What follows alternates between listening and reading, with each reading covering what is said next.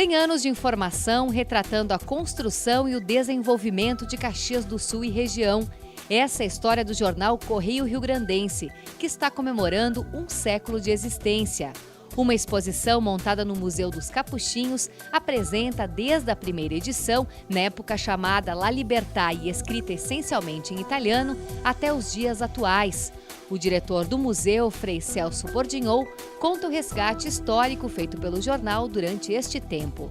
Um jornal, tu encontra dados importantíssimos de uma determinada década, como é que foi passada a notícia sobre determinados assuntos, que tipo de conteúdos eram repassados para os leitores, por quê, como.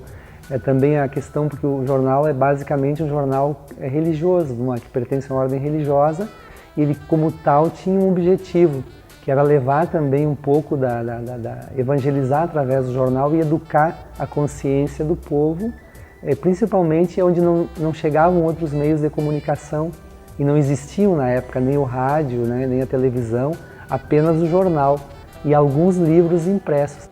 O Correio Riograndense surgiu em Caxias do Sul em 1909 e foi transferido para Garibaldi um ano depois, passando a chamar-se Il Colone Italiano. Em 1917, foi intitulado La Estafeta Riograndense. Somente em 1952, voltou a Caxias com a denominação Correio Riograndense e em português, já que o governo de Getúlio Vargas havia proibido a língua italiana. Durante estes 100 anos, o jornal contou com a participação direta na redação e comercialização dos religiosos da Ordem dos Frades Menores Capuchinhos. O Correio, que é semanário, segue com a mesma linha editorial desde seu surgimento, preocupando-se não só em informar, mas em educar a população com editorias sobre agricultura, religião, imigração e saúde, além de artigos escritos em português e italiano.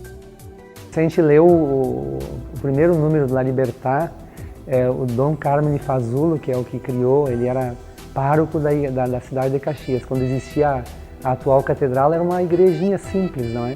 Então ele disse assim, eu quero um jornal essencialmente católico.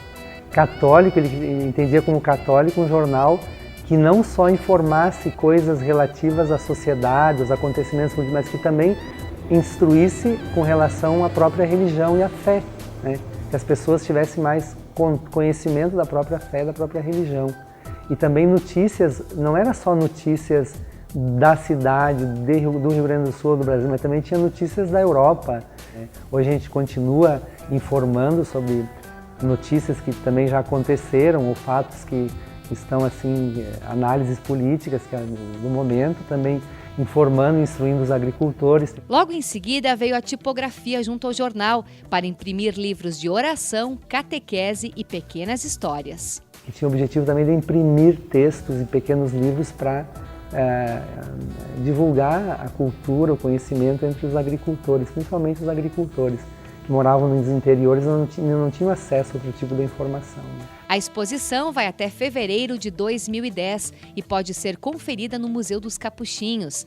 Além das fotos históricas, documentos, máquinas da época e livros editados pelo jornal, é possível conferir um documentário de 14 minutos sobre o centenário do Correio Riograndense e as revistas de Naneto Pipetta, que contam a saga de um migrante italiano no Brasil.